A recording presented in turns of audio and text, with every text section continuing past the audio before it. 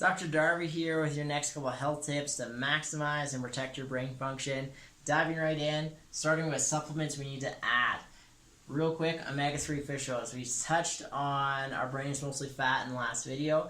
Omega-3s are a really quality building block for healthy brain tissue. So just for that reason alone, it's enough to incorporate them. But we've talked a lot about inflammation in the body. Omega-3s are a great way to cut inflammation drastically in the body. So we've got to be getting those in a really high quantity as well as quality. And so it's hard to get that in just our diet. That's why I included it on the supplement list. Probiotics. We talked a little bit about that gut before. Again, probiotics have been shown to be very, very beneficial for mental health, particularly anxiety and depression, because when we get that gut healthier, that really helps the gut-brain axis and decrease the overall levels of inflammation in the body. Next, vitamin D. With vitamin D, we always think bones, right? So they started to supplement a group of elderly people with vitamin D to help them with their bones because that's the problem with them. But they also saw so many benefits for their brain.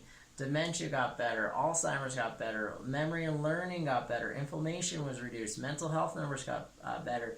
It's just such an important thing. You've probably even heard of seasonal depression.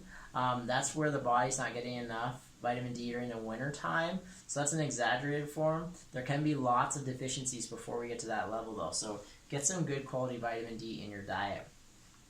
Bonus, turmeric. I really love using turmeric, but I always use it for like joint health and inflammation, which we know is important for overall health.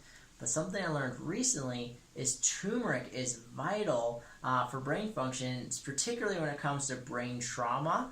So if you have a stroke or if you're involved in a car accident, you have a concussion, there's typically damage done to the brain. When damage is done to the brain, nerve cells are one of the slowest tissues to regenerate and recover. Turmeric has been shown to increase that cellular turnover and cellular generation rate after injury. So that is a very powerful thing. So that's in particularly helping with trauma. But also, because of those same properties, it's very beneficial for learning and memory because that area of the brain is changing over faster than the rest. And so when we have turmeric, it's very helpful for that area. Now, some lifestyle things to add. Sweat often. Exercise has been shown to be phenomenal for the brain. But the real key here is that we've got to stick with it for at least 30 days, preferably 90. The reason why is this: it takes a while for the brain to kind of adapt to these changes well, and you just have to stick with it. Do something at a pre-high intensity, get some sweat going, but has been shown to be actually more beneficial than most mental health medications in a couple different studies. And so get some good exercise in. Proper fuel, we've kind of already talked about that. Sleep, some tips and tricks for sleep.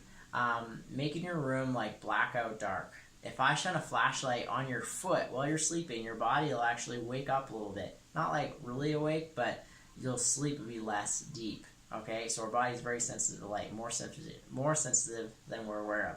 So like things like alarm clocks and other things like that. Cell phones. Make sure the cell phones aren't in the room. They cause a lot of problems outside of that as well too. But then also make sure it's colder. When you drop your body temperature by 2 degrees, you'll actually go into a much deeper sleep. Think hibernation for bears and that sort of stuff. We're not going to be hibernating, but it does let us sleep a little bit more deeply. Okay, gratitude and breathing. One of the big takeaways that we went into in the dinner is that our brain is always in this chronically stressed survival state. And when it's in that state, it's very difficult to change for New Year's resolutions. But the way the brain is operating, it sacrifices the long-term health, even its own health, because we're always operating in that state of survival. A great way to reverse that is to get into a state of gratitude. Okay? And we combine that, and we actually did this really fun. We all did a deep breathing exercise together. But something that we can do is that on our inhale, we want to inhale through the nose and think of something we're grateful for, and then do a nice, long, slow exhale. And we do that for 10 breaths. So we're inhaling gratitude, and then we're just trying to lengthen and slow that exhale as long as possible. If you do 10 breaths of that pattern 3 times a day, your stress levels will go significantly down. Okay?